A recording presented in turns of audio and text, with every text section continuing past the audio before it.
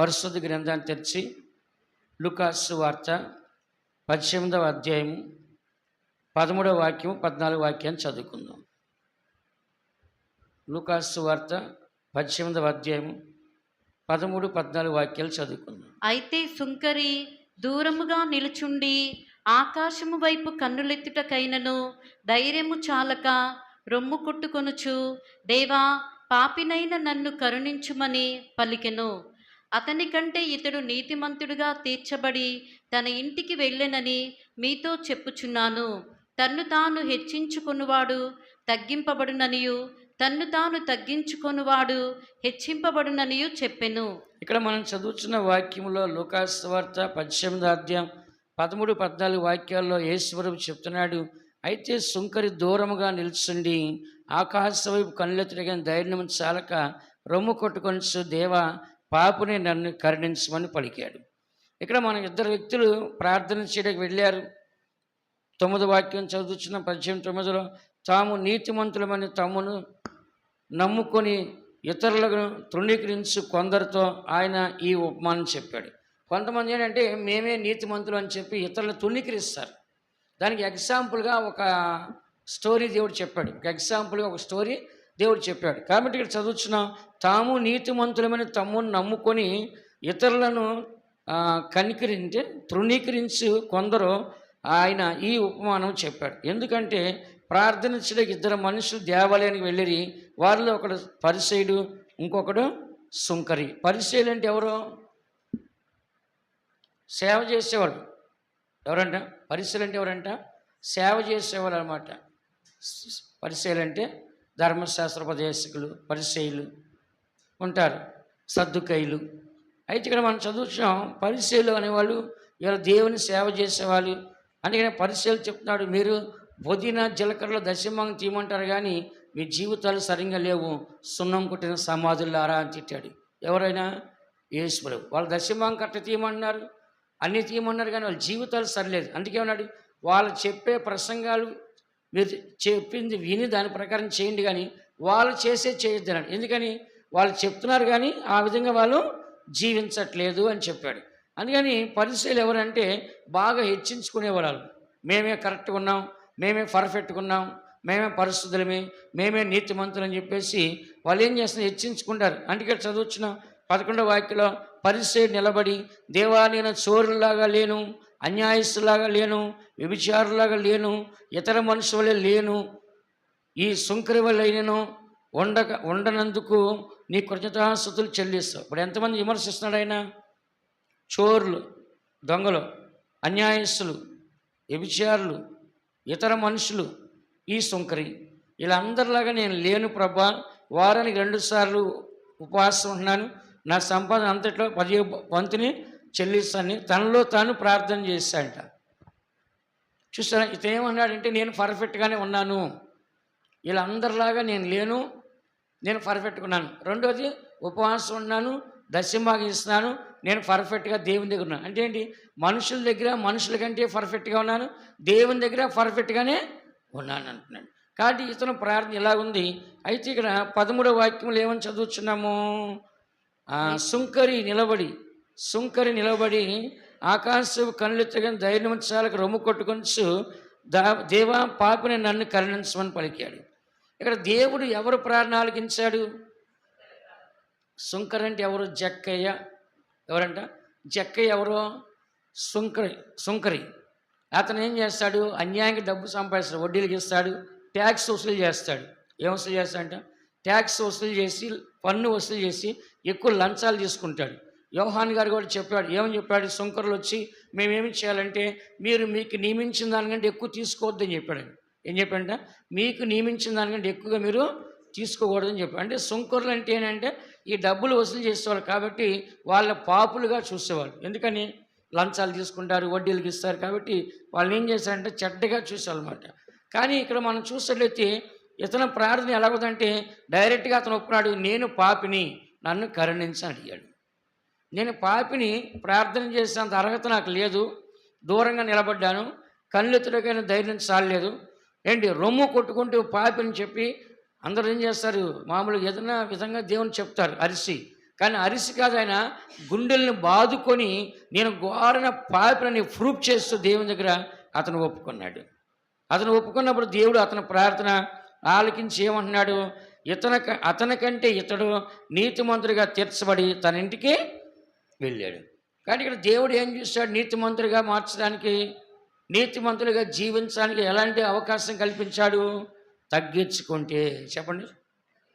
ఇంకోటి ఏంటంటే ఇతను ఉన్నట్టుగా రీజన్గా చెప్పాడు, దేవా పాపని నన్ను కరుణించండి అని. ఏం చేస్తాడు, అతని పాపాన్ని ఒప్పుకోండి. అందుకని మనము మన పాపాలు మనం ఒప్పుకుంటే దేవుడు మన నీతిమంతులుగా మారుస్తాడు.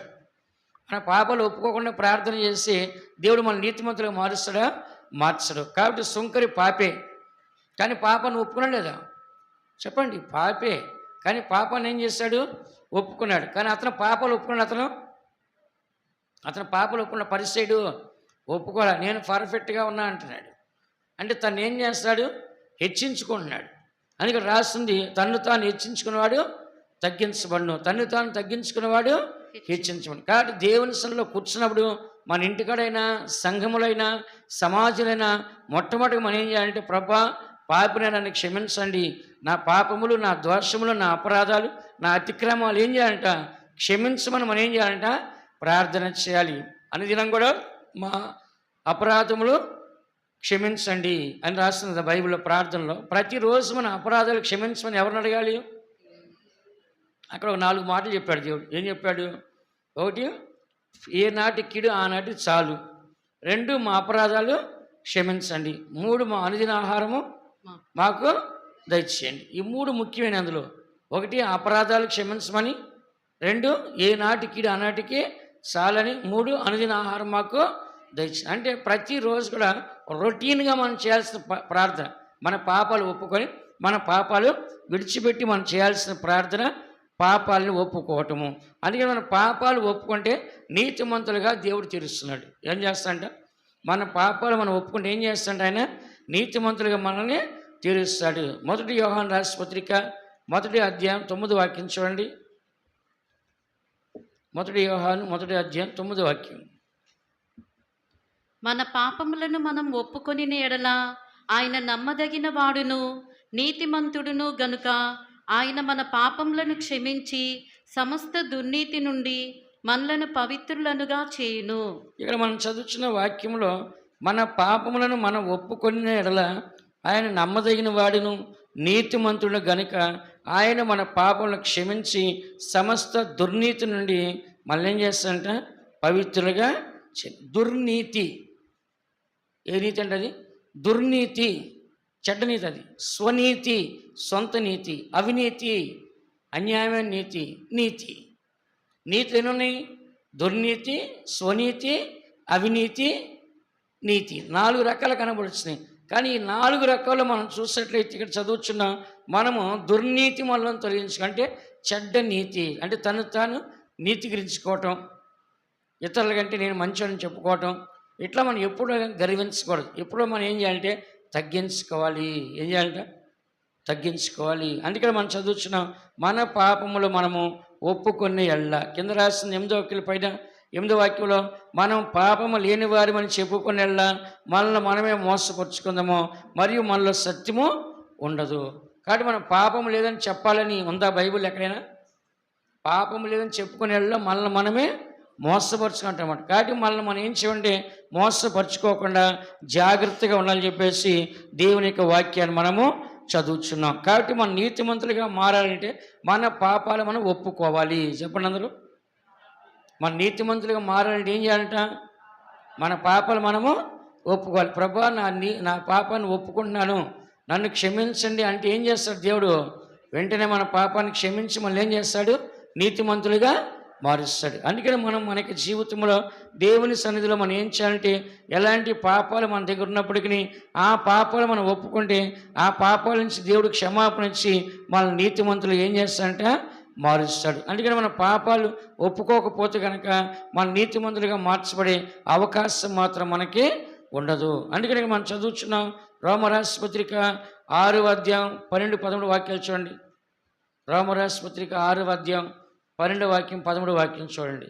కాబట్టి శరీర దురాశలకు లోబడినట్లుగా చావునకు లోనైన మీ శరీరమందు పాపమును ఏలనీయకుడి, మరియు మీ అవయములను దుర్నీతి సాధనములుగా. ఆరు వాక్యం. ఆరో వాక్యం. ఏలయనగా మనమిక పాపమునకు దాసులము కాకుండుటకు పాప శరీరము నిరర్ధకమగునట్లు మన ప్రాచీన స్వభావము ఆయనతో కూడా సిలువ వేయబడినని ఎరుగుదుము. సరే, 12-13 మనం చూస్తున్నాం. కాబట్టి శరీర దురాశలకు లోబడినట్లు చావునకు లోని మీ శరీరమును పాపము ఏలనీయకుడి. కాబట్టి మన శరీరంలో ఏం ఏలుబడి చేయకూడదంట? పాపము ఏలుబడి చేయకూడదు. మరియు మీ అవయవములను దుర్నీతి సాధకములుగా పాపనకు అప్పగింపకుడి. అయితే మృతుల్లో నుండి సజీవులు అనుకుని మిమ్మల్ని మీరే దేవునికి అప్పగించుకునడి. మీ అవయవములను నీతి సాధనములుగా దేవునికే అప్పగించండి. నీతి అవయవాలుగా ఉండాలి, పాప అవయవాలుగా మనలో ఉండకూడదు. దుర్నీతి మనలో ఉండకూడదు. ఏ నీతి అంట చెప్పండి? దుర్నీతి మనలో ఉన్నట్లయితే కనుక మనం పాపం చేస్తుంటాం. అదే దుర్నీతి మనం లేనప్పుడు మనము నీతిగానే మనము కనపడతాం. కాబట్టి అంతకుముందు మీ అవయవాల్ని పాపానికి ఎలాగ అప్పగించారో ఇప్పుడు మీ అవయవాల్ని నీతికి సాధనములుగా దేవునికి అప్పగించండి. కాబట్టి ప్రతి మనిషికి జీవితంలో దేవుడు మన నీతిమంతులుగా మార్చాలని కోరుచున్నాడు. కాబట్టి మనం ఏం చేయాలంటే పాపాన్ని విడిచి నీతిమంతులుగా మారాలి. ఇందులోనే 20వ వాక్యంలో రాస్తుంది, మీరు పాపమునకు దాసులై ఉన్నప్పుడు నీతి విషయమై నిర్భయము లేని వారు ఏంటని అప్పటి క్రియల వల్ల మీకేం ఫలము కలిగినో వాటిని గురించి మీరిప్పుడు సిగ్గుపడుచున్నారు కారా, వాటి అంతము మరణమే. అందుకని చదువుతున్న వాక్యంలో మనం పాపానికి దాసి అయినప్పుడు నీతి విషయమే మనకు ఆలోచన లేదు. చూసారా, మోసం చేసేవాడు, అన్యాయం చేసేవాడు, ఇలాంటి వాడికి నీతి గురించి ఆలోచన ఉండదు. ఉంటుందా చెప్పండి? ఉంటుందా? ఉండదు. ఇప్పుడు మీరు ఒక లాయర్ని తీసుకుందాం, ఆయన పేరు న్యాయవాది. ఎవరంట? న్యాయమూర్తి అంటారు. కానీ ఇప్పుడు డబ్బులు ఎవరు ఎక్కువ ఇస్తే వాళ్ళ వైపే కేసు వాదిస్తాడు. వాదించి ఇలా కరెక్ట్ అంటాడు. ఎందుకని? డబ్బులు దొరుకుతాయి కాబట్టి.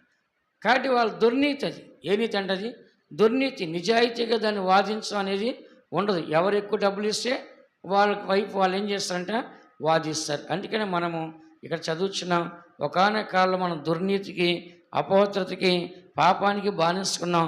కానీ ఇప్పుడు దేవుళ్ళకి వచ్చిన తర్వాత దేవునికి మన అవయవాల్ని అప్పగించుకోవాలి. మన అవయవాల్లో దుర్నీతి ఉండకూడదు. మన అవయవాలు ఏ అవయవం చూసి ఎలా అంట? చేతితో లంచం తీసుకోకుండా, కాళ్ళతో పాపనికి పరిగెత్తకుండా, నోటి ద్వారా మనం అబద్ధాలు ఆడకుండా, హృదయం ద్వారా మోసమైన ఆలోచన చేయకుండా, ఇలా మన అవయవాలు అన్నిటిలో మనం కరెక్ట్గా ఉన్నట్లయితే కనుక ఏది కూడా మనలో దుర్నీతి అనేది ఉండదు. విన్నారా? స్వనీతి అనేది ఉండదు. కాబట్టి ప్రతి మనిషిలో దుర్నీతి కానీ, స్వనీతి కానీ, అవినీతి కానీ లేకుండా మనందరూ ఉండాలి. అనీతిమంతులైన మన కోసం నీతిమంతుని క్రీస్తు చంపబడ్డానికి రాసి చదివానన్న 1 పేతురు 3:18 నిన్న చదివాం కదా. కాబట్టి అనీతిమంతులు మనం ఎవరంట? నీతిమంతులం కాదు, అనీతిమంతులైన మన కొరకు నీతిమంతుని క్రీస్తు మన కొరకు చంపబడ్డాడు. విన్నారా? దుర్నీతుల నుంచి విడిపించాకి, స్వనీతుల నుంచి విడిపించాకి, అవినీతుల నుంచి విడిపించాకి దేవుడు మన కొరకు కలవారికి సిలువలు ఏం చేశాడంట? మరణించాడు. అందుకని మనం ఏం చేయాలంటే నీతిమంతులుగా జీవించాలా, పాపిగా జీవించాలా? ఇప్పుడు ఈ ఉపవాసపురాలు ఎందుకు పెట్టాం? మనల్ని మనం పరిశీలించుకొని వాక్యం అనే వెలుగులో మన పాపలు విడిచిపెట్టి మరలా మనకు నీతిమంతులుగా మారాలని చెప్పేసి ఈ ప్రార్థనలు మనం ఏర్పాటు చేసుకొని ఉపవాసం ఉండేవాళ్ళు ఉపవాసం ఉండి మరి ఈ ప్రార్థనలకు వచ్చి కోటాలో మనం ఏం చేస్తాము? పాల్గొంటున్నాం. అందుకని మన అందరం కూడా మన పాపాలను మనం ఏం చేయాలంటే ఒప్పుకొని విడిచిపెట్టినప్పుడే మనం నీతిమంతులుగా మారుతాం. కానీ ఒప్పుకోకుండా విడిచిపెట్టకుండా ఉన్నట్లయితే మన నీతిమంతులుగా మారే అవకాశం మాత్రము ఉండదు. అందుకని 32వ కీర్తన 5వ వాక్యం చూడండి. 32వ కీర్తన 5వ వాక్యం. నా దోషమును కప్పుకొనక నీ ఎదుట నా పాపము ఒప్పుకొంటిని, యెహోవా సన్నిధిని నా అతిక్రమములు ఒప్పుకొందుననుకుంటిని, నీవు నా పాప దోషమును పరిహరించి ఉన్నావు. ఇక్కడ చూడండి, దావీదు చెప్తున్నాడు, నా దోషమును కప్పుకొనక నీ ఎదుట వాటిని ఒప్పుకొంటిని. కాబట్టి దేవుని దగ్గర మనం ఒప్పుకోవాలా చెప్పండి? ఒప్పుకోవాలి. దేవుని దగ్గర మనం ఏం చేయాలంటే, ప్రభువా నేను తప్పు చేశాను, పాపం చేశాను, ఇదిగోండి నా పాపాలు క్షమించండి అని చెప్పి ఏం చేయాలట? ఒప్పుకోవాలి. దావీదుని తీసుకుందాం. దావీదు బెత్షెబ దగ్గరికి వెళ్ళి ఏం చేస్తాడు? అక్రమ సంబంధం పెట్టుకున్నాడు. తర్వాత తన భర్తను ఏం చేశాడు? చంపించాడు. అప్పుడు ఏం చేశాడు? వెళ్ళి ప్రార్థన చేశాడు. ప్రభా, నేను పాపం చేశాను, తల్లి గర్భంలోనే పాపలో జన్మించాను, పుట్టిన తర్వాత పాపం చేశాను, నేను చాలా ఘోరం పాపినని. అతని పాపాలు అన్నీ ఒప్పుకుంటే దేవుడు ఏం చేస్తాడు? ఆయన్ని క్షమించాడు. క్షమించలేదా?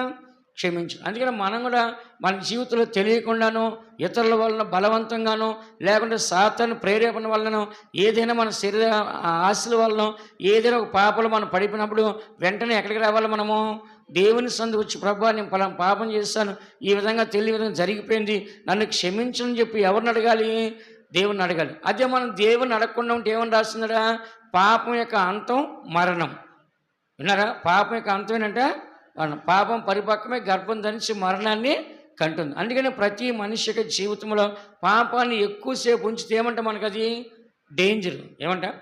పాపాన్ని ఎంతగా మనం ఉంచుతామో అదేమైందంట? డేంజర్. బైబిల్లో రాసింది, కోపపడ్డు కానీ పాపం చేయొద్దు, సూర్యుడు అస్తమించలో మీ కోపము చల్లారిపోదు. అంటే ఎప్పుడైతే మనలో కోపము లేకుంటే ఒక పాపం ఉంటుందో అది పెరిగే కొద్ది మనకేమైందంట? మరణం సమీపిస్తుంది. ఏం సమీపిస్తుందంట? పాపం వల్ల వచ్చే జీతము మరణం. అందుకని మనము బైబిల్లో రాస్తుంది, నీవు అధికమైన దుర్మార్గ పనులు చేసి నీ కాలానికి నీవు ముందే అలా మరణిస్తావని రాస్తుంది. అంటే అధికమైన పాపాలు చేసి, అధికమైన దుర్మార్గ పనులు చేసి అర్ధాంతరమైన సాగు చేస్తారు. ఏ సాగు అంటే? హఠాత్తు మరణం, అర్ధాంతరంగా చేస్తామండి. అసలు వాడు చచ్చిపోయేంత వయస్సు కాదు, చచ్చిపోతాను ఎవరు ఊహించరు, చచ్చిపోయేంత బలహీనుడు కాదు, కానీ ఏమైతుందంట? అర్ధాంతరంగా చనిపోతాడు అన్నమాట. కాబట్టి మనకి చదువుతున్నాము, దావీదు, నేను నా దోషల్ని కప్పుకొనక నీ ఎదుట నా పాపాలని ఒప్పుకున్నాను, అప్పుడు నీవు నా పాప దోషమును పరిహరించి ఉన్నావు. కాబట్టి మన పాపములు దోషములు అన్నీ పరిహరించబడాలంటే ఎవరి దగ్గర క్షమాపణ అడగాలి? దేవుని దగ్గర. కాబట్టి మన పాపం మనం ఒప్పుకున్నట్లయితే దేవుడు మనల్ని ఏం చేస్తాడంట?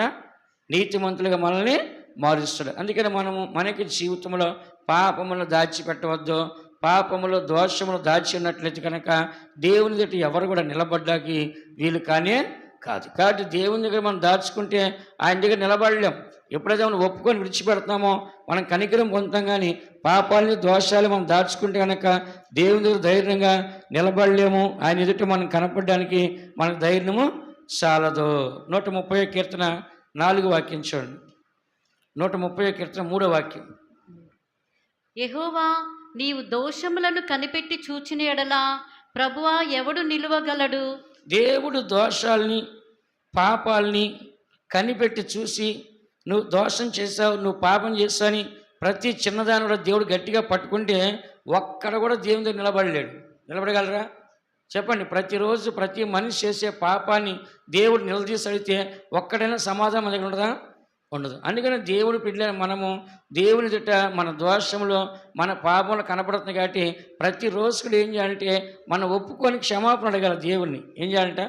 90 కీర్తనలో చూడండి. 90 కీర్తనలో మన పాపములు దోషములు ఆయన ముఖకాంతిలో కనబడుతున్నాయి. 90 కీర్తన 7వ వాక్యం, 8వ వాక్యం. మా దోషములను నీవు నీ ఎదుట నుంచుకొని ఉన్నావు, నీ ముఖకాంతిలో మా రహస్య పాపములు కనబడుచున్నవి. కాబట్టి ఇక్కడ చదువుతున్న మా దోషములు నీవు నీ ఎదుట ఉంచుకొని ఉన్నావు. కాబట్టి మన పాపములు మన దోషాలు ఎవరి దగ్గర ఉన్నాయంట? దేవుని దగ్గర ఉన్నాయి. నీ ముఖకాంతిలో మా రహస్య పాపములు కనబడుచున్నాయి. అందుకని దేవునికి సన్నిధిలో మనం మందిరానికి వచ్చాం, ఈ ఉపాసనలకు వచ్చాం, శుద్ధికరణకు వచ్చాం.